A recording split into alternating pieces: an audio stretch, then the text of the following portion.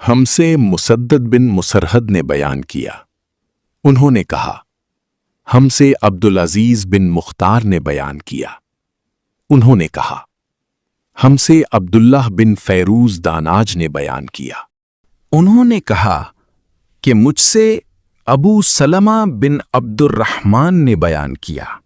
और उनसे अबू हुरैरा रदियल्लाहु अन्हु ने बयान किया कि नबी करीम सल्लल्लाहु अलैहि वसल्लम ने फरमाया, क़ियामत के दिन सूरज और चांद दोनों तारीक बेनूर हो जाएंगे।